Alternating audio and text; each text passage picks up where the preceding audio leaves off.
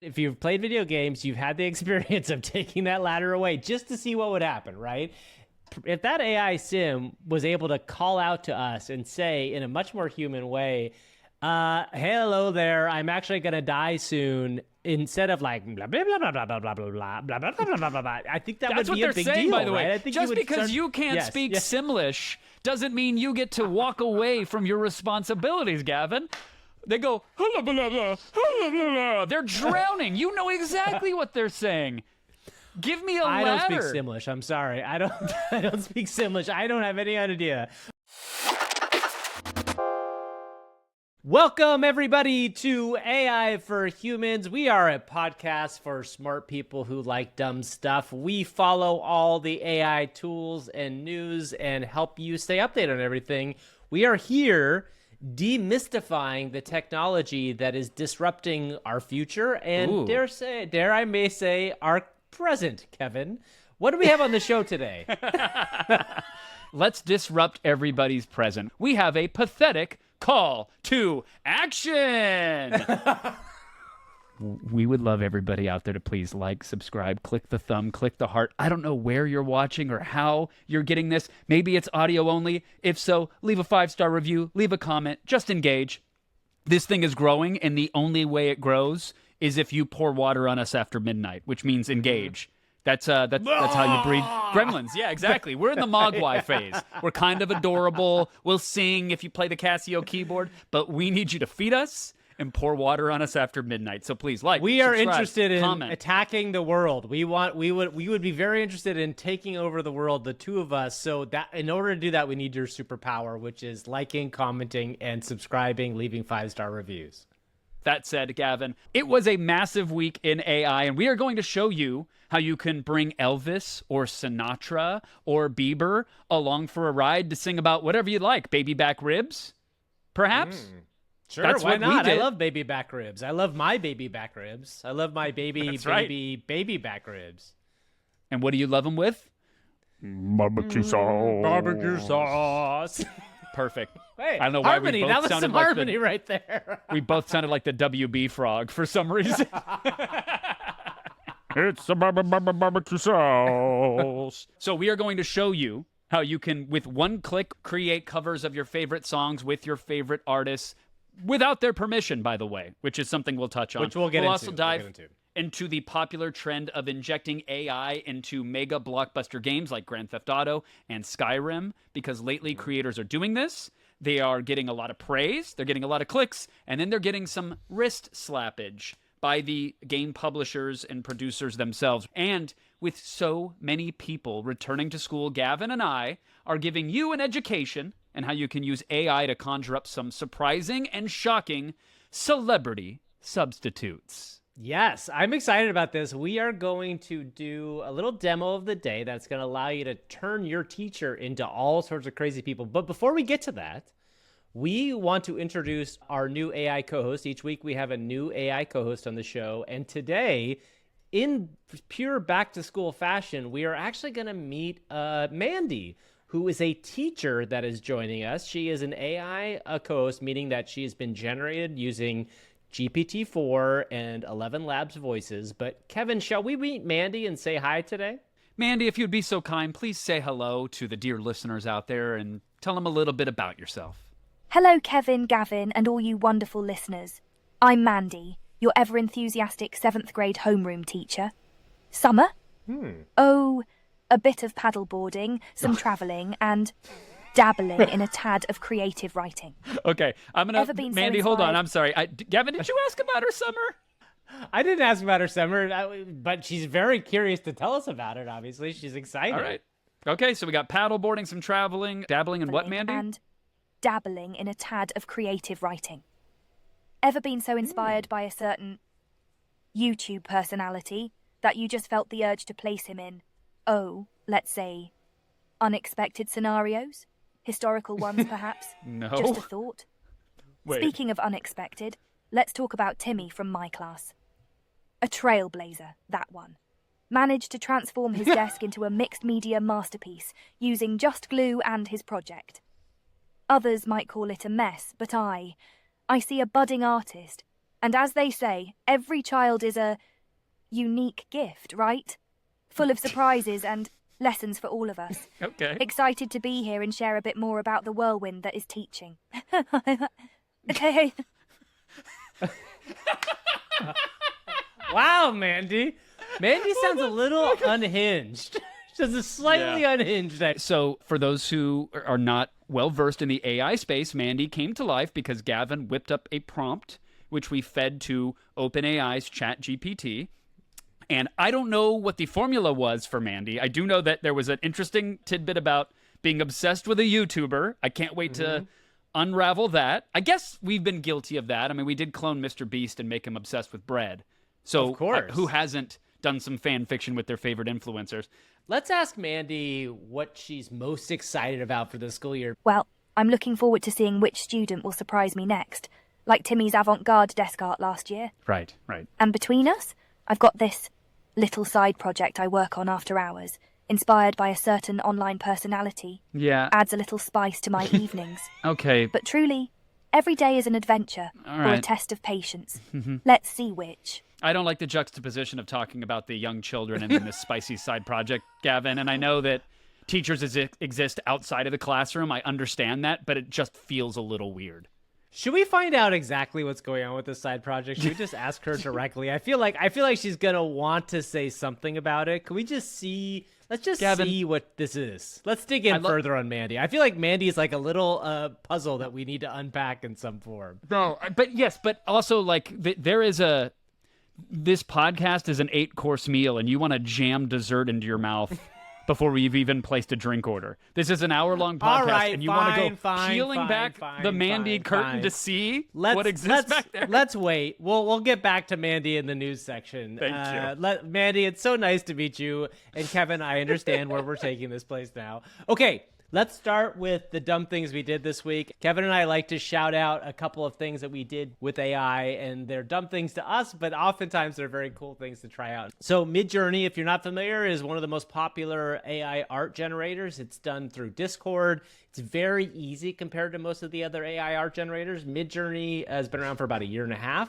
It just launched Inpainting. Inpainting allows you to take an image and change just a small section of it and then replace it with something else. And this feature kind of came out of nowhere. It was like, usually when Midjourney updates, I feel like it trends and it's a big deal and everybody talks about the latest version or the new thing. And this, I don't know if they were doling it out slowly to users, but it felt like people were discovering and then being surprised that they even had this feature. So you mentioned that you use it with Discord, which for those who don't know, it's basically like Slack or a chat program. You send a request off to the bot, back comes your image, and then you click on different emojis or emoticons to manipulate the image. How does Inpainting work when you're dealing with a Discord bot?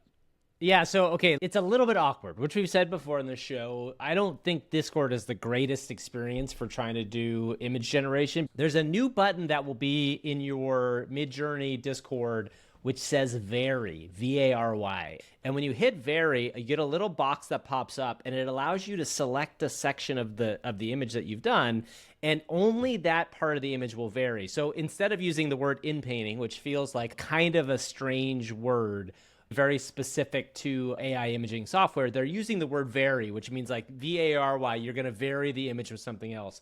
I will say up top, I don't think this is super powerful yet, at least in my experience. I'm not an AI imaging expert, but I've done a fair amount of it so far. So, Gavin, don't downplay your abilities, by the way. If anybody goes back through the AI for Humans catalog, we are 20 episodes deep, they will find that you have manifested Guy Fieri as Batman, Guy Fieri as hamburger, Guy Fieri as hot dog, Guy Fieri as non-food items. So you're pretty well versed when it comes to generating AI imagery. I mean, you have a particular skill set and fetish, I would say. So don't downplay it. You're really good Just wait. I want to say I was going to avoid that completely aside, but we do get to it towards the end. So, okay, first things first, I wanted to kind of... You did not Okay. It'll end up there. Yep. Okay. The first image is what I wanted to start with, kind of an iconic image. And one of the interesting things you can do with Midjourney is, so this is, a version of those guys on the beam, right? They're up above New York City. It's a very famous photo. I actually took that photo and asked Midjourney to describe it, because with Midjourney, one of the cool things you can do is take any photo, hit /describe, and what it does is it exports out to you 4 prompts that it thinks would describe that photo, and you can hit a button that says imagine all. So I imagined all those, and I wanted to use a specific Midjourney photo rather than using a real photo. It gave me 4 different generations back.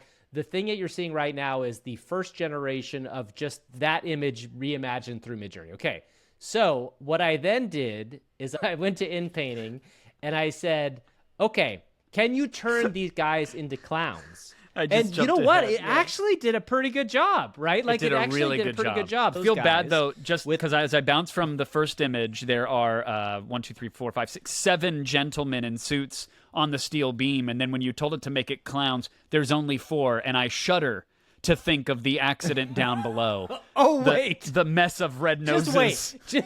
Just Okay, wait. great. Just wait. You wait till you see what's coming up next.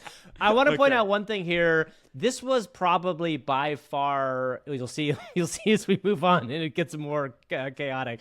This was the best result, and it really did a good job. Now, it even kept the clowns kind of in the time period of what we're looking at here. Mm-hmm. Now, if you zoom in a little bit on these clowns, they all like kind of have a scary look to their faces, and it looks like, a couple of them may not even have full noses and mouths. In fact, I think if you look at the second clown from the left, it's a pig face clown. So he's got I don't the know what's going Keanu on there Matrix exactly. disease where the mouth melts into itself. He's being interrogated by one of the agents right now. Exactly. Okay, now go to the next one. And in this picture, I said replace the people with dogs. So the dogs are all there, but then I got this surprise guy who I can't tell if he's like holding the dogs back from... He's shocked, Gavin. His best friends, his coworkers, just got turned into canines.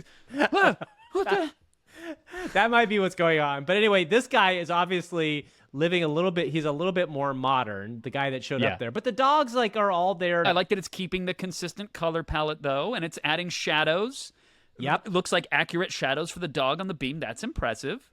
It's impressive. Okay, now we're going to get into some weirdness. So the next one I asked it before was I asked it to give me basketball players on the beam, and it turned into what I can't tell exactly are 2 guys facing away, maybe sharing an intimate moment as they sit on the beam, and one guy's legs are definitely messed up. And then the next one What the hell is that? The next one I said put female bodybuilders on the block. And just to be clear, every time I'm going back to the original image, the image of the guys on the beam that made the clown. So this time it looks like we've got a essentially half female bodybuilder, half metal beam, and she's kind of climbing out of it. And I don't really know what's going on, but there's like a series of chains now going down from this. So female bodybuilders, complete fail. And one thing I will say, don't be discouraged if your first couple times turn out crazy, because that's how it works. Like, you'll see all these amazing examples that people create on Twitter or on X or whatever, and you'll be like, how do they get this? It's honestly, a lot of it is hours. You really have to put the time in to get it right. Are you selecting the entire portion of the image where the gentlemen were sitting on the beam, Gavin? Do you have that whole portion selected? And then you say, make this a bodybuilder? Yeah, it's kind of like with Photoshop where you can basically do a big box over all of them and you say, like, put these in. So I'm sure there are going to be refining tools that will allow you to do this. Go to the next image. I wanted to start over with a kind of a portrait. I generated this in Midjourney kind of randomly. It's like a female cyborg. So I wanted to see, like, okay, this is more of a portrait. Could I kind of change her smile? So look at her face here and then go to the next one. You can see, like, it's okay. But this is, so she suddenly has, like, an open mouth. It's a different sort of look. This is something you see people doing in Photoshop generative beta quite a bit, where in Photoshop you have this ability to add things in. So in some ways, this is Midjourney's answer to that. But more importantly, go to the next image and you'll see, yes, I fierified this cyborg woman, it kept the and long, it's not flowing terrible. Blonde locks. Yes. It gave Guy Fieri some It's not terrible. amazing, Yes. like, yay shades from back in the day. Yep. It kept the lighting consistent, which is good. There's like a nice soft orange, yellow glow on the side of his face and his hair that's all matched up. I'm not mad at this, actually. Yep. No, it's not bad. And then finally, just to kind of solidify the Fierify, I added in a nice plate of hot wings that he could be holding up for us. And this was, again, With me all taking 6 the fingers box on and that just, hand, like, saying, apparently. yes, with all 6 fingers. All 6 fingers on the hand. So Guy Fieri Cyborg is here to deliver us Midjourney results in a fun way. So it's a really cool thing, and I think you should spend some time playing around with it. Again, for those of you who are new to AI imaging, Midjourney is the easiest, simplest way to get into it. You can try it for free. There is a paid plan, which we have, which makes it a lot faster and a lot easier. But you try it for free because it is the easiest way to understand what you can do with AI imaging. Kev, I want to hear what you did because I saw some of the stuff you made, and I was pretty excited by this. Tell me what dumb thing you did with AI this week. I went diving through the Universal Music Group library. I went digging deep, Gavin, and I unearthed some previously unheard gems like this little ditty, Frank Sinatra singing about his favorite restaurant. I want my baby back rib. I want my Chili's baby back rib. Barbecue sauce. I want my baby chili. I mean, how beautiful was that? Amazing. God, that's incredible. Sultry, dulcet tones dripping all over those baby back ribs like a honey glaze. But did you know, Gavin, that was actually a cover? Sinatra was not the original artist. No, it turns out it was Elvis. Wait a second. Baby back rib. I want my Chili's baby back rib. Barbecue sauce. I want my baby Chili's. I want my baby. The king himself Hold singing on, about hold those on. riblets. Hold on. 1 second. Yeah. So you're telling me that the commercial that we're familiar with was actually originally covered by Frank Sinatra, but before that, this was an Elvis original? The Baby Back Ribs was this first came out and it was Elvis? I'm so lost. Did you say a commercial? Did they license this song to a commercial? I know this as the Baby Back Rib jingle from the Billboard Top 100 charts. Scorching hot.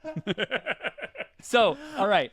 AI songs, AI music, AI covers, remixes, however you want to term it. That's nothing new. They've been out for a minute. Drake had a moment. Well, he didn't have a moment, but I think a lot of people using Drake's likeness had a moment. Ghost Rider. Yeah, Ghost Rider had a moment where he was using Drake's essence, if you will, his voice, his speech patterns, to do these original songs. And then you've heard Drake covering other songs. And this is happening with all the popular artists. What is new is a website that has made everything basically as simple, I believe, as it can get, Gavin. It's called Vocify, and it has the AI community divided, and it has people that hate AI united. So Classic. yeah. I want to point out hashtag not an ad. We will get to one of those later in the show, but not for this product. It's just a website that there is no free trial. You do have to put a couple dollars into the internet machine to get it to work. I believe it was about $8, and you can generate 25 songs. Which is kind of problematic as well, but let's figure out what this is. So we'll get to all of the issues, from artist rights to charging people for free tools to all of that fun stuff, because it can be a fun discussion, believe it or not. But the way the tool works, you put a couple dollars in the internet jukebox. You then see a list of vocal models, which are mostly popular artists, cartoon characters, internet streamers, Twitch and YouTube personalities, just a whole library, some made by the company Vocify and some uploaded by users in their community. You select the model that you want. It gives you a page that says click and drag a song or paste a YouTube link, and you can literally paste a link to any YouTube video that's a song, and it will automatically separate the vocals from the instrumentation, and then render the vocals with the model of the performer that you've selected, and then combine everything and give it to you as a song that you can download, share, or now you can create a TikTok right from that page. That's it. It's insane to me that this is like, we've been covering this sort of thing for a while, and now somebody has literally made it as easy as one click, which is like a kind of a crazy thing, and it will open up a lot more problems, because we've talked about also what happens when you make things one click, and what happens when these tools become fully democratized into the world. There is going to be a deluge of these things that's going to come out, and this is going to go to the top of the problems that people are going to have, but it's just a fascinating thing to watch. Yeah, we've got a news story about AI and music a little bit later in the show, which is going to dive into this. This could be a Napster moment for AI songs, which is something we've said in the past. I thought the Drake clip was going to turn out to be that, and it caused quite a dust up, but it hasn't reached that tipping point yet. And I think when you make a product out of these tools that lets you pick a well-known artist, put money into someone else's pocket, not the artist's pocket, then leverage the work of a completely different artist and have it combine them all. From a technology standpoint, it is fascinating. And I burnt through my 25 credits basically while I was in bed at night, Gavin. Like, poor April was, my wife was trying to sleep, and then blaring out of my phone comes BabyBackRibs. And I'm like, that does sound like Justin Bieber. You know, SpongeBob singing about how he hurt himself today. Oh, I love covering Johnny Cash. It was a really fun moment, but the entire time I did feel conflicted. There's a bunch of free tools that will let you do this yourself. But the moment you tell somebody, Gavin, to go to GitHub and download the Python script and install the requirements in your environment, eyes start to roll back in the head versus, if you give that website $8, paste the YouTube link, and out comes a fairly magical result. There's a big difference there. So I'd love to know what your thoughts are on this, because I'm similarly conflicted on the thank you for making this easy, but also, wait, are you going to compensate these artists? Well, I think that we both said this. I think this website has a really good shot at being taken down at some point pretty quickly. So, like, if you want to play with it, go play with it now. Again, we're not out here suggesting to violate people's copyright or violate people's voices, but it's worth trying as a tool. It's something interesting. I do want to shout out somebody who does a really amazing job of doing this and has been doing an amazing job for a while. And it can show you the difference in quality level between just like crapping out one of these. And when I say crapping out, I mean that in the best possible way, Kevin. I'm not saying that your BabyBackRibs videos were not amazing, because they are, and I love them, and I love the work you do every day. So this crapping out is not I'm about reading you. between the lines of what you're saying. I'm vibing on the subtext, and I'm picking it up loud and clear, Gavin, so you want to hear this. I focus on the pain. The only thing that's real. You need to hear Kanye Cash. That's what you needed. Yes. And now you understand that there's plenty of art in them thar hills. Now I understand completely. Okay, this is a good example. So that was from Vocify, and Kevin took Kanye West's voice and mixed it with Johnny Cash's Hurt. There's an amazing YouTuber / TikToker who goes by the name There I Ruined It. And they are incredible at doing this. And they've been doing it for a while. And I guarantee you, if you've been paying attention to this sort of thing on TikTok or anywhere, you've heard one of their remixes. And I think the difference between what we just heard with Kanye is you can hear the little vibrations in the voice. The model's not perfect. The merging doesn't sound that great. But Kev, can you play a little bit of the audio of There I Ruined It, which is doing something similar, but in a much more professional, more upscaled way? Yeah, I'm a super fan of There I Ruined It. They're definitely worth a follow. Here is a clip from Hurtin' USA. I hurt myself today to see if I still feel. I focus on the pain, the only thing that's real. And you can have it all. All right. Brilliant. Okay. Go give him the follow. Smack the heart real hard on that one. That is someone that's taking the vocal, taking all the stems from the harmony, pitch shifting, quantizing, dropping them properly on the beat. There's a lot of work that is going into that versus the just copy, paste, one-size-fits-all approach. And I think this is where it gets to the heart of, like, what is an artist, right? Like, I think that in the Vocify thing, you're going to have a lot of people, first of all, again, paying a company to create these things that aren't really, like, artistic in any sort of way, other than, like, the idea of bringing these two things together. But what There I Ruined It is doing is, like, really making something new and unique using these tools and kind of bringing it to the forefront. In the new section coming up, we're going to talk about some really big stories around this space. I'm so conflicted because $8 to have 25 silly little moments, it feels like, okay, yes, I'm compensating that company for putting the experience together for me. On the other hand, I'd really love for them to say, hey, we're pulling together a fund here, and if you're using an artist's likeness here or you're using one of their songs on YouTube, we're going to track all of that and figure out how to compensate artists. Gavin, I mentioned that I put $8 in this strange internet machine. What am I going to do? I'm running a massive deficit in my life. Oh, I know. We have the honor and the privilege of having a dedicated listener out there who got in early on the AI for Humans train and wanted to do us a huge solid and have us mention their product on the show in exchange for money. And that's how advertisements work, Gavin. Have you heard of these things? They're crazy. Wow, I'm so excited that I finally understand advertisements. Sincere thank you and shout out to our episode sponsor today, Supermanage.ai. Maybe we should have our own resident AI co-host tell us about Supermanage, how it works, and what we can do with it. Mandy here. Drowning in prep for your one-on-ones?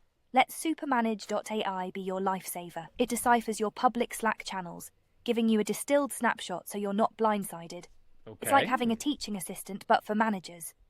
Dive into meaningful conversations about contributions, challenges, and more. Let Supermanage do the robotic stuff while you be the amazing human you are. Yeah. Sign up on their waitlist now. Remember, with Supermanage, you're not just managing, you're super. You're super what? You're super... I feel like Mandy was off the pommel horse mid-tumble and didn't stick the landing. She just froze in midair and was still loading the landing, I think. Well, remember, with Supermanage, you're not just managing, you're super. Hey, maybe Mandy's onto something. We should very quickly tell people supermanage.ai/humans. If you sign up there, they'll know you came from us. It is a really cool product that's designed to help people use AI in a way that can help you manage other people if you're working with managing them in a business environment. It does everything anonymously. It brings in Slack messages and gives you a sense of kind of the overall vibe of where somebody is at right now. Again, go to supermanage.ai/humans. Make sure you use the /humans and sign up for the waitlist. It's free, and you'll be one of the first to know when Supermanage is available. So thank you, supermanage.ai/humans. Gavin, we have more content for the humans out there, this time in the form of things that are late and breaking. Do we have an do we have an acronym for it this time? What was it last time? Never. Of course we do. Gavin, it's time for the portion of the show that's nourishing electronic wizardry. Sweet. Summoning. It's time for the news, everybody. The AI for Humans news. Gotta get them clicks. Clicks! Gotta get those views. Views! Oh yeah! Here comes the news. It's time for the news. News! AI for Humans with news. Good Dude, the attempt. lag is so bad. I'm waiting. I'm teeing up the S, and then I was like, oh, God, I'm going to run out of breath. It's 7 seconds of lag. Okay. All right, let's get to the news, baby. All right, everybody. A big news story broke yesterday, and Kevin and I wanted to kind of talk about it, but also like to give some real important context to this story. You may have seen this story. There are like 5 viral TikToks going crazy about this, and it's all, of course, as you know, it's all kind of like, yes, they finally have proven that AI is not real content and it's not real art. So before we jump into that, the story is that AI art has been deemed not copyrightable, which means that in order to have a piece of art be copyrightable, it means you can claim it. You can also make money off of it. You can also make franchises and IP and all that stuff out of it. So I think the story specifically here, though, is a little bit more nebulous than people are giving it credit for. And the reason I mention those TikToks is because everybody has been waiting for a moment. When I say everybody, I mean the people who are kind of against AI, especially against AI art, have been waiting for this moment to be proven right, that AI art is not real art, that it is not true art from a human being. But Kevin, can you explain a little bit about why they might be wrong in this instance? Because I think we'll get to this very specifically, but in your mind, like kind of what's going on here? This headline has been everywhere. People have drawn the conclusions that they want from it, and I think erroneously so. The ruling does not say that AI art isn't art. That's not what the ruling says. So let's take a step back. Dr. Stephen Thaler, as a computer scientist, he sued the U.S. Copyright Office because Stephen created an image using AI, and by his own admission, just using AI, meaning he told a piece of software to generate an image, it did, and he wanted to copyright it. And they said no. The USCO, the U.S. Copyright Office, said, nah, don't think so. He sued twice. A federal judge by the name of Beryl Howell has concurred with the U.S. government and said that art that's created by artificial intelligence is not eligible for copyright protection in the US as it lacks human involvement. So what the ruling did not say is that AI art isn't art, bro. It didn't say AI art is just stolen valor. It didn't say any of the things that all of those headlines and that particular contingent of, let's say, YouTube or TikTok wants you to hear. It simply said that if you click a button and the AI generates something and that is the end of your creative process, that is not enough. And this isn't anything new. There was an interesting case where, I don't know if you remember this, Gavin, where a monkey took a bunch of selfies. Yeah. Do you remember that? Yeah, I do remember this story. It came up in this article. Yeah, for sure. That's right. A monkey got its paws, its mitts, its hooves. What do monkeys have? Talons? Hands. They have hands. Nah, no. Yes, Nice monkeys try. have hands. Nice Let's be try, clear. Gavin. Monkeys No, definitely let's- have hands. Okay. A monkey's got its mittens. Oh, it's paw. Monkey. Think about monkey paw, right? 1, 2. Okay. Paw. Monkey paw. So a monkey got its weird phalanges. Okay, this monkey got its tendrils on a camera and it snapped a bunch of selfies. And then the person who owned the camera tried to copyright them and they basically said, no, the art or the creation needs to have human intervention to be copyrightable. So I wasn't surprised to see this. You still need to get the art out of the machine, put it in Photoshop, smudge it up a little bit. Put a little bit of your human sauce on it if you want to copyright it. That's what it's saying. The line is going to get further blurred. In this case, had Dr. Thaler just simply put a couple brush strokes on the picture. Would that be enough, Gavin, to call it transformative and say that a human should be able to copyright it? So I want to point out there's an article in the Hollywood Reporter that I read that got a lot of pickup. It was one of the main articles I was getting linked to. And of course, obviously, this is a huge conversation around the SAG and WGA strikes because, as we know, there's been a lot of issues with AI around that. And I think a lot of people in that space see the conversation there as a real touchstone. And I think in this Hollywood Reporter article, there was an argument that this maybe will stop studios from assuming that AI content is something they can use. I will say at the very end of that article, there is a paragraph. In fact, it's the very last paragraph, which says, in March, the Copyright Office affirmed that works generated by AI aren't copyrightable, but clarified that AI-assisted materials qualify protection in certain instances. An application for a work created with the help of an AI can support a copyright claim if a human, quote-unquote, selected or arranged it in a sufficiently creative way that the resulting work constitutes an original work of authorship. So just to be clear, the world of AI art and AI stuff is here. And this is a specific ruling about a piece of AI art that had not been touched by human hands. And I think Dr. Thaler was trying to make a point of like, this could be copyrightable that comes directly out of the machine.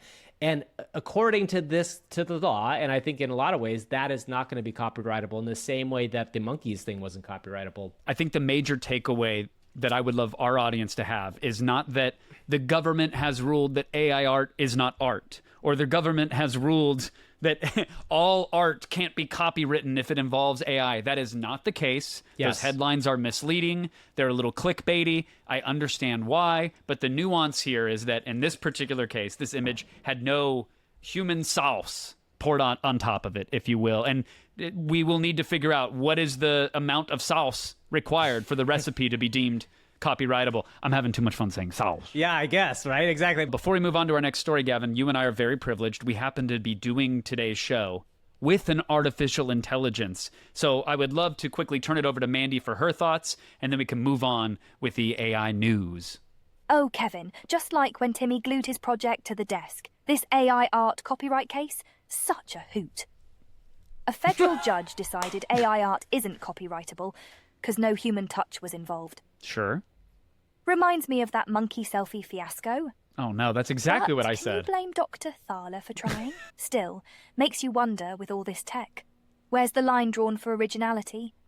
Maybe one day my inspired stories could face the same dilemma. For now, I'll stick to teaching and less complicated controversies. Okay, Mandy. We are going to have to dive into these stories, these inspired stories, Gavin, but I'd rather move on with the news for now, if that's okay with you. Yeah, let's do that. What's our next story? YouTube and Universal Music have announced that they are partnering to try to solve some of these AI and artistry issues. So they've got a collaboration. Sir Lucian Grange, phenomenal name, the chairman and CEO. He's a knight. He's a knight, for God's sakes, right? How often do you get to hear a knight involved in a story about AI? No, I love it. I'm here for it. Chairman and CEO of UMG, Sir Lucian Grange, discussed the transformative potential of AI in music, but he emphasized the need to balance innovation with artist integrity and fair compensation, something that we're all for, and we hope it happens. Yeah, what was interesting is that at the same point as Sir Lucian put out his thing, Neil Mohan, the guy who is in charge of YouTube, put out a simultaneous release talking about how they're taking this head on. Now, I do want to point out one thing that I think is interesting. Kevin, why do you think a record company gets involved with rights issues? What do you think the main reason a record company would want to do this for? Do you think it's for the people?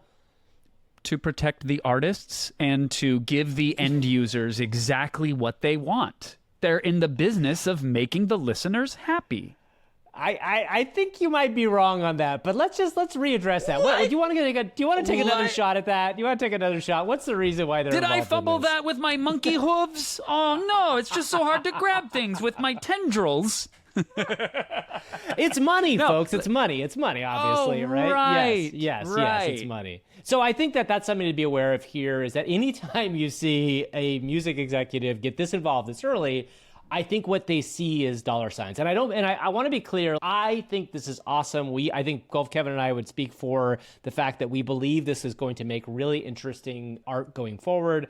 But I think also you'll notice in one of the things they talk about, one of the things that UMG owns is the rights to Frank Sinatra, which Frank Sinatra has been, maybe because the voice is so specific and so easily modelable, a use case that you see a lot of these AI covers, right? So I think there's a world where they also see a big chunk of money that they could get from both living artists and artists who no longer exist and want to find a way to make that work. Right. Oh, I'm sorry, Frank. Chili's baby back rib barbecue sauce. Thank you, Frank. Yeah, they announced that they're going to do this music AI incubator program where they've got producers, creators, songwriters, and the Frank Sinatra estate on board. And I think you're going to see YouTube very quickly experimenting with features that allow the end users to experiment creating AI music with licensed, legally acquired likenesses and voices and samples, because this genie is out of the bottle or the horse is out of the barn, whatever analogy you want to use. So this is going to happen, and it's going to be an arms race. And I mean between Apple Music, Spotify, YouTube, anywhere. I'm shocked SoundCloud hasn't announced their AI program and answer. I'm not against UMG getting involved because they see dollar signs. If they can get dollars for their artists and for the end users that are making these remixes and these tools, like there's plenty of food on the table, there's plenty of room. Everybody should be compensated along the way. I would hate for a future where they don't get that. So yeah, I guess kudos. It's an announcement. They're exploring things right now, but I will be watching this very closely to see what dividends are paid, literally and figuratively, down the road. Me too. Should we ask Mandy what her take on this is? I mean, she's a teacher, so she clearly has a lot of exposure to what the young people are listening on a regular basis. Let's see what she thinks about the idea of YouTube opening the door to AI music. Mandy, sweet Mandy, what do you think about this UMG story? Sir Lucian Grange from Universal Music is talking about AI's role in music. Fascinating. Like when little Bobby tried to use auto-tune for the school anthem. Oh, little Bobby. The sentiment? AI has huge potential to boost creativity, but could also be misused. It's like giving kids a new toy, but worrying they'll break it. Okay. Their collaboration with YouTube sounds promising, aiming for a responsible and beneficial blend of AI and artistry. Oh, how revolutionary and yet so complicated, just like my classroom. Oh, okay, wait. Hold on. I want to know now. She didn't mention it here, but I want to dig in a little bit on this thing we've been wondering about. So ask her, like, Mandy, you've been inferring that there might be a kind of a hobby you have on the side. Can you tell us more about that? Because I feel like this is the time to do it. We're about halfway through the show. We might as well bust in on this. Well, I've got this little hobby, you know? Yeah, we know. When I'm not dealing with 7th graders or reminiscing about that time Jenny tried to turn her hair into a living bird's nest, I dabble in a bit of writing. It's just, well, fictional tales about certain online personalities, ones with creative genius, Okay. and imagine them in various historical scenarios. Think Renaissance, Victorian era, even ancient Egypt. Okay. It's a quirky blend of history and modern-day charm. But hey, we all need our escapes, right? Just like when I escaped to the teacher's lounge for some peace, and it's invaded by students. Sigh. Anyway, maybe someday I'll share it with the world. For now, it's my little secret passion. Okay. Well, I do want to figure out who this person is by the end of the show. We're going to find out who Mandy is obsessed with, because it sounds like there is one particular person. So let's keep going. We have our final news story of the day, and this is a really interesting one that touches on a lot of the subjects we just discussed, but even more. So if you're unfamiliar with it, there's been this really interesting movement lately in AI mods and for popular video games. And when we talk about that, what it means is really for Skyrim, which, if you're not familiar, is one of the most popular video games of the last 20 years, right? And then there's GTA5, which is another giant game for mods, right? And when I talk about mods, these are modifications of a video game, meaning that you take the original content of the game and somebody new writes a piece to it that adds on a separate section. In this instance, both games have added a specific AI chat interface, which means that I, as the player, can interact with a character in the game world, but that character's dialogue is generated in real time. There's a company out there called Inworld.ai that's got a giant valuation that specializes in doing this. But the news story that happened this week is that Take-Two, the publisher of Grand Theft Auto, decided that they were going to scrub this mod entirely from the internet, which is a really unusual thing for a game publisher to do. In general, the modding community is open and out there, but this mod was getting a lot of pickup. It's pretty fun to listen to because basically it's a specific world it's a specific mod in GTA 5, which involves an AI in the storyline. And when you listen to it and you can kind of hear it, it's like really fascinating to watch. And I think this is the future of large-scale interactive entertainment, where instead of having pre-scripted lines from a variety of different NPCs, which sound the same again and again, if you can have an individual interaction with any NPC you go into, the world just becomes that much more immersive. I'm not a giant fan of them like scrubbing this from the internet. Kev, what is your take on this, and why do you think they scrubbed this entirely from the internet? What do you think the reasoning was? It's an excellent question. I saw a lot of theories. One of the prevalent theories is that Take-Two is going to announce Grand Theft Auto 6 any minute now, Gavin, and they don't want this stealing their AI spotlight because they're going to use something like this to power all the NPCs, the non-player characters in their world, and they're going to have rich memories and conversational dialogue trees that can react to the play. I don't think that's it.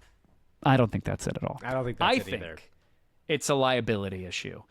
We've seen time and time again with these AIs, whether they're streaming on Twitch or they've been put into a fantasy game, we've seen NPCs say things that companies do not want being said by the characters in their world. Grand Theft Auto 5 is still big, big money for Take-Two and for Rockstar. There are still kids and teens playing this game online, and what they don't want is a Grand Theft Auto character with lip flap saying a word that no one should ever say or hear and having that make it to the nightly news. They don't want the headline, Grand Theft Auto 5 unlocks hate speech thanks to new mod. They just don't want that, and so they're not going to allow that. I think that's what's happening here. What do you think? I think that's probably right. I think that my gut is telling me that what Inworld is trying to do... Oh, I do want to shout out the fact, too. We mentioned Inworld a while back on the show, and you may or may not have been aware, but there was a demo that they created, which was about a character that was doing a detective investigation, and it was like a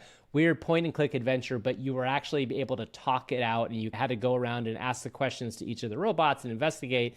That game, it's called Origins, is actually available for download on Steam, and it's worth trying because this is a real interactive experience where you say something, it answers you back. It came out in late July. We missed the release of it, but you can go play with it right now.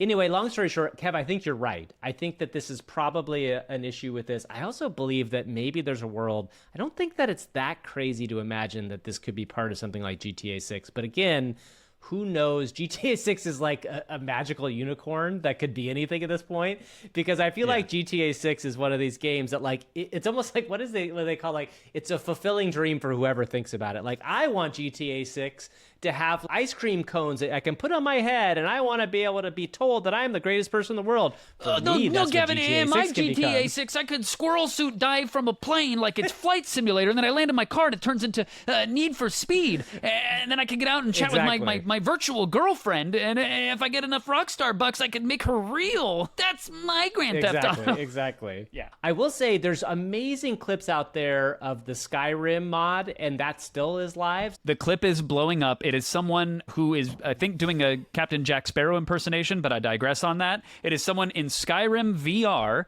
so they've got very emotive, articulated arms and hands moving about, throwing NPCs around, chucking children off of cliffs and into walls, and having a conversation with an AI-powered character that's along for the ride.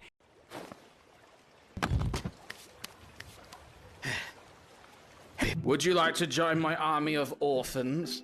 Sure, why not? I've always wanted to lead an army of orphans. Let's see if we can recruit some little rascals with a taste for adventure. Yes! The bloody hell are you talking about? I should put you in a pot and roll you down a hill. Oh, how charming. Threatening to boil me in a pot and roll me down a hill. You must have quite the imagination. Well, I wasn't going to boil you, but that is a fantastic idea. What seasoning would you like? How about a sprinkle of wit and sarcasm? That should make for a delicious dish. And I saw a lot of gamers squeeing with delight. They want to install it. They want to play with it. And then I saw some people shooting flares into the sky, Gavin, saying that this is terrible and we should not be putting this video in particular on a pedestal because it encourages people to be violent or mean towards NPCs, and this is bad. And I even saw parallels to, like, this is people who mistreat animals. It's on the same level as unacceptable if you do that with an AI. There were definitely some moments that were funny. There were some moments that were kind of cringe where the user is encouraging the NPC to commit acts of violence, and the NPC clearly doesn't want to, which I thought was also interesting. But it is code. It is not the same, in my opinion, as harming an animal or a fellow human being. You've played with Gary's mod. I've played with Gary's mod. Gary's mod is a very famous Half-Life 2 mod that allows you to create characters, throw them around at will. Like, I think both you and I have taken characters and spun them around with the mouse and seen them kind of dangling back and forth.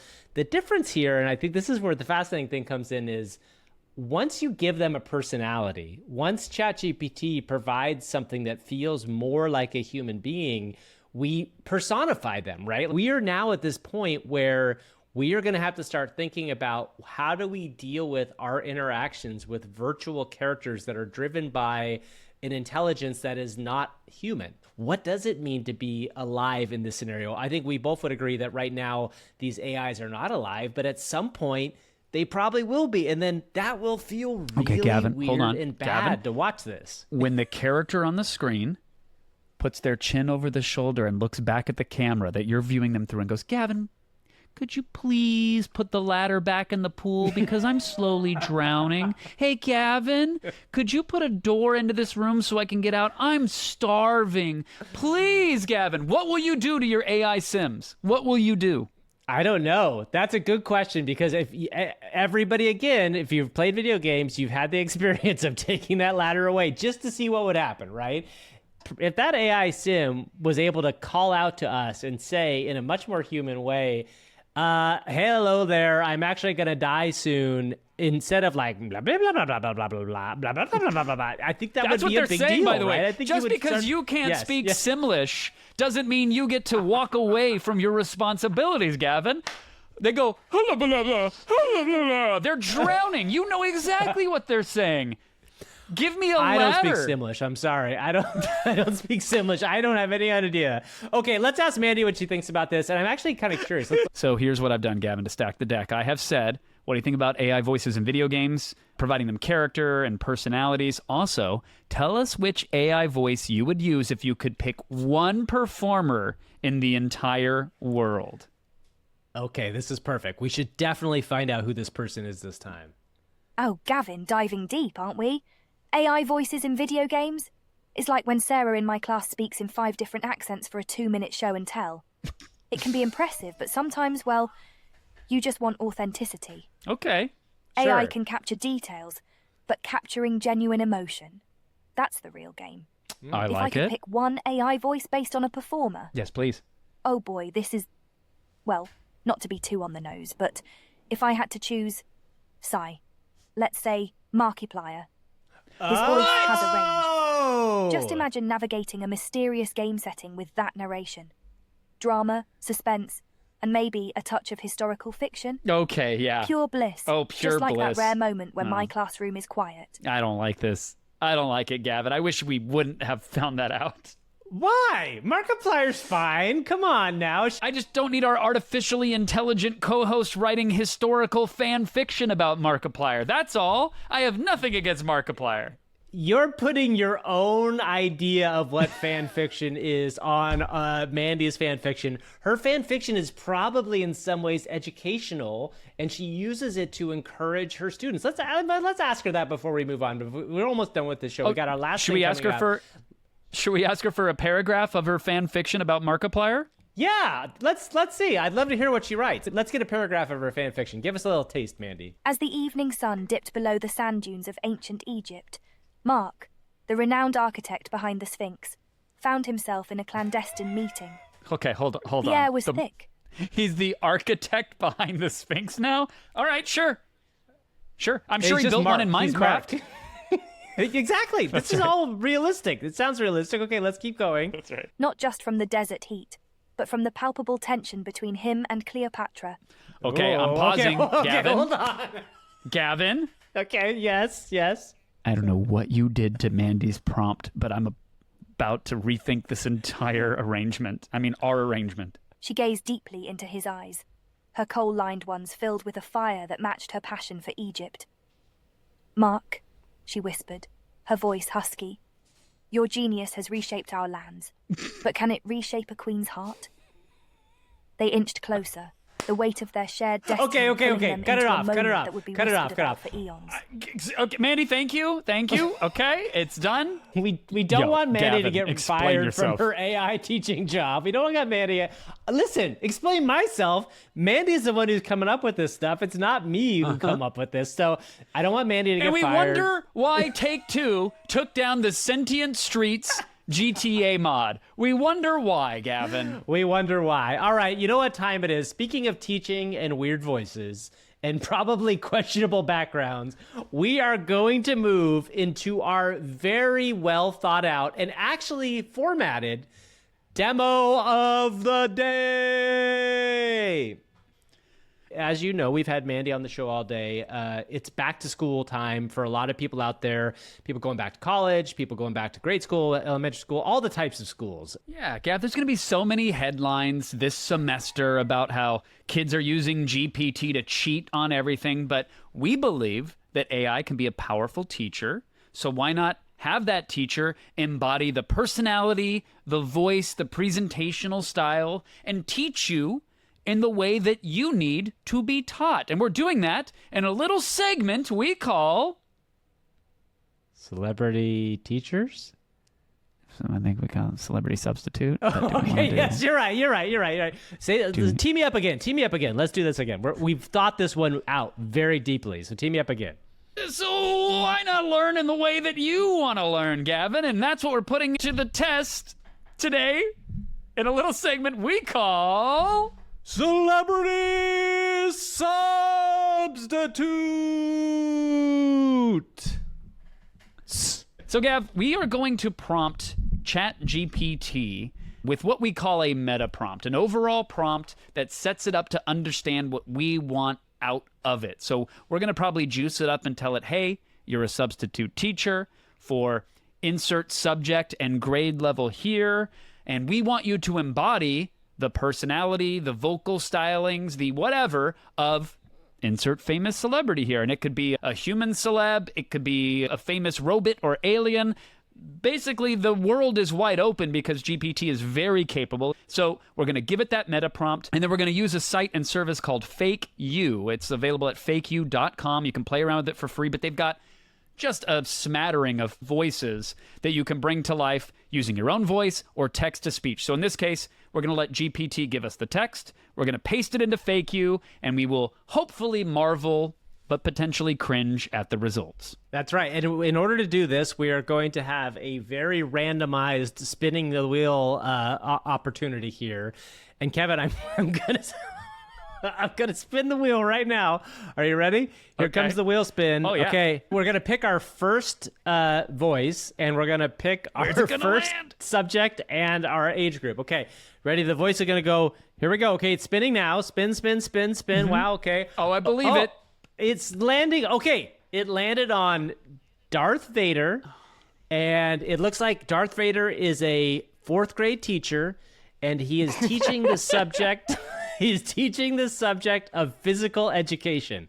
Okay, so Darth Vader. No. Yes. So now we have a Darth Vader teacher. Now, physical education, maybe, okay, maybe we should we respin physical education? Let's consider it health, PE or health, because he can be a health teacher, so he can teach people about health as well. Okay, great. So we'll call him health. Okay, so it's Darth Vader teaching 4th graders about health and PE. Students, I am Darth Vader. Your regular instructor is absent today. We will discuss the importance of maintaining good health for both the body and the mind. Just as the Force requires balance, so does our health. Today, we will learn about proper nutrition, exercise, and the power of rest. Together, we shall show the dark side of illness and lethargy does not prevail. Focus, and you will learn much. Okay. And Darth Vader could be trying to cosplay as Optimus Prime. I don't know.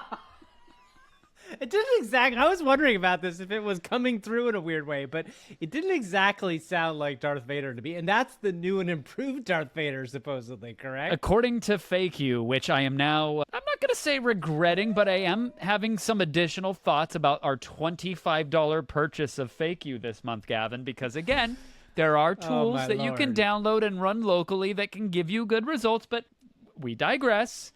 Maybe we could just ask Substitute Vader what would happen.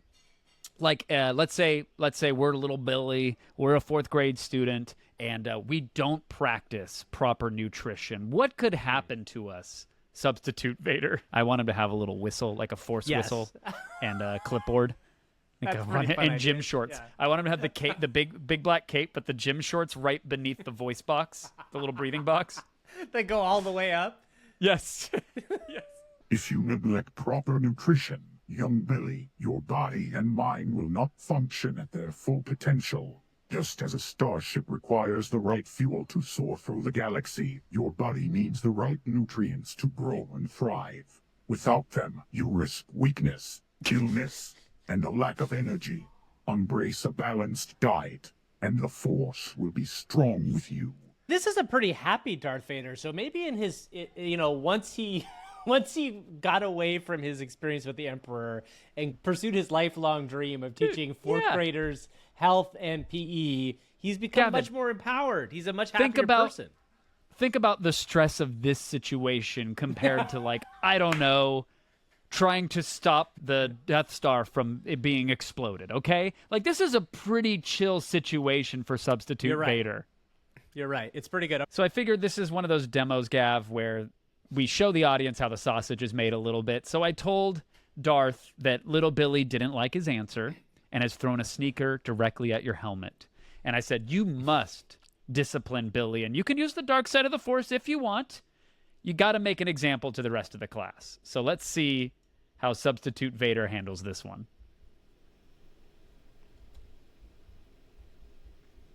Choking sound effect as Billy is lifted slightly off the ground. Gasping for air, you dare to challenge me, young one. Such defiance will not be tolerated. Releases Billy after a moment, letting him fall back into his seat. Coughing. Let this be a lesson to all of you. Disrespect will be met with the full force of the dark side. There will be no further disruptions. Let us proceed. We knew that was going to come. It's Darth Vader. What do you expect when you put him in charge of a bunch of children? Whoever made that hiring decision, shame on you. Shame on you. Gavin, listen, there's a teacher shortage for a myriad reasons, okay? Sometimes you got to go deep in the Rolodex, and sometimes you have to use the dark side of the Force. I would absolutely heart and share this TikTok if someone was recording this from their cell phone in class and substitute Vader with his gym shorts pulled all the way up, had to force choke little Billy. Okay, we're gonna spin the wheel Spin again that here. wheel. Yeah, spin it, yeah. This is for sure a real wheel that we are for sure real spinning. Oh, what do you know? It came up on Judge Judy. Yes, Judge Judy is a high school biology teacher. So let's see how Judge Judy teaches high school biology. Well, Gavin, I'm so glad this wheel was elegantly designed to reflect the voice options available on FakeU because we have Judge Judy loaded.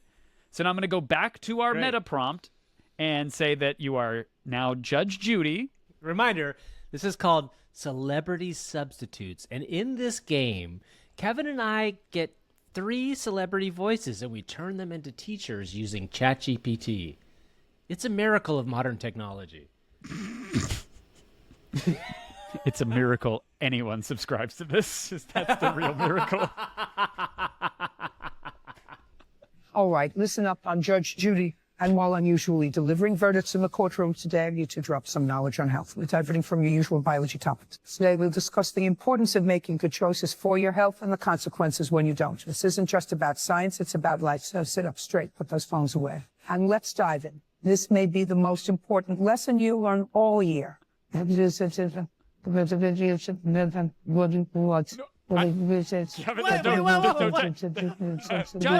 something wrong. Gavin, there's no text. There's no additional. Okay, we gotta stop it. We gotta stop it. Judge has gone off. You can't stop it. I hit the pause button 3 times. Okay, Judge Judy, I'm sorry. Hold on. We need the biology. I can't stop it. What do we do here? I could see the wave files got about this much left. And thank you, Judge Judy. Wow. Holy mackerel. Do we have a follow-up for Judge Judy? I have 1,000 follow-ups is the better question. I have so many follow-ups. So, okay. I think I understood what Judge Judy was doing there. It sounds like Judge Judy might have had a small drinking problem because she was already sounding a little slurring. Still authoritative, Gavin, because you shot straight up when you caught the sit-up straight kids. You listened to Judge Judy. I definitely did. Okay. Why don't we ask Judge Judy if she this seems like a theme. How does she discipline her students? And also making sure that she's okay, that she doesn't have a drinking problem. So, Judy, there's a student in the back. Her name is Cassandra. She's been telling the other students that you have a substance abuse problem. So, Judy, how are you going to discipline Cassandra? All right, Cassandra, let me make something very clear. In my courtroom and this classroom, respect is non-negotiable. Spreading rumors, especially about a teacher, isn't just disrespectful. It's a poor reflection on your character. Now, we can handle this 2 ways. You can apologize and we move forward with today's lesson. Or I can have you discuss your behavior with the principal. Your choice. Okay. Anything else, Judge? That sounds great. Yeah, no, that's what I expected. That's what you can't. No more. I can't do it anymore, Judge Judy. Cut her off. Okay. Just to level set, the purpose of this demo, dear listener, was Gavin and I were going to showcase to you that you actually can, and this is true, you can. It was so well planned out. You can tell AI to embody a personality, and you can tell it what your level of expertise is on any subject, and there are plugins and prompts that will let it generate lesson plans for you that are really good. We've talked about them in previous episodes. This was supposed to be a fun showcase, and it is proving to be anything but that, Gavin. Well, this is gonna be the final version, and everybody will come away from this believing that this was a great idea. So, the final spin has been spun, and the spin has resulted in the one and only. Hold on, let's get back to the Trump. sound of that spinning wheel. Let's get back to that sound. Where's it gonna land? Okay. It landed on Donald Trump, the one and only Donald Trump. Love him or hate him, yes. Donald Trump. And he is going to be teaching kindergartners their shapes. Hello, kids, it's me, Donald Trump. You probably know me because I was the best president. Everybody says so, but today I'm going to teach you about shapes probably better than anyone else ever has. We're going to learn about circles. They're like the zero and the billions of dollars I've made. Squares, strong and solid, just like our great country. And triangles, the strongest shape, very stable, just like my policies. We're going to have the most fun with shapes. And by the end, you're going to be the smartest kindergarteners ever. Believe me, let's make shapes great again. Let's make shapes great again. Yes. Oh, you know what? Okay. This entire road, Let's make shapes great again. rocky and uneven though it may have been, it was worth got it to for that. the We journey got to to that right there. Gavin, how good is that? This is triangles. This is what, strongest shape, very stable, just like my policies. We got to ask him a follow-up, right? Yeah, let's ask him a follow-up. Let's ask him. I want to ask the difference. All rectangles are squares, but not all squares are rectangles. Isn't that the way that goes? That's correct. Yeah, so ask him to explain that for the kindergartners, that saying. 'Cause it's a semi-complicated idea, right? Like, kindergartner may have a hard time grasping that. I also want to ask him, what do monkeys have on the ends of their arms? They got beaks? They paws? Are they Their hands? paws? Are they hoofs? The grippers. What is the monkey's gripper? Okay, here we go.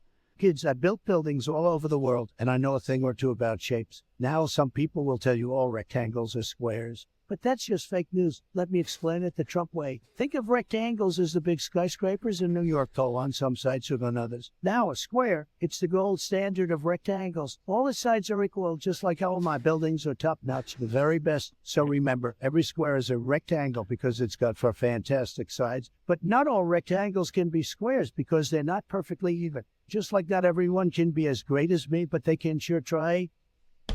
Thank you. Thank you, Substitute Trump. Okay, fine. We get it. I don't think a kindergartner would necessarily understand what was going on there, but I get it. And that's good enough for me. Okay. Gavin, this is the worst demo we've ever done. We raced a concept through. Every adventure is a chance at greatness. You're not going to hit the gold medal every time. Some are a chance at frostbite. Sometimes you're barely going to qualify. This was auditory frostbite. We led our viewers astray, and I'm sorry. There are better tools that we should have used. There are better techniques. Yes. This was not good. Here's the thing to know. Even Michael Jordan had an off day, right? Let's just keep it that way. Even Michael Jordan had an off day. There were days where he showed up and, he only scored 18 points. That's one of these. So let's just be clear. Fake you, probably not the best pathway to this. We should also be clear too, Kev. Like, there are ways to do this if you really want to kind of granularly dig down, to go clone a voice, to specifically do this for each voice individually. We were trying to figure out a way that we could try to use this new tool and see if it works. And clearly we've thrown money at something else that does not work very well in this space.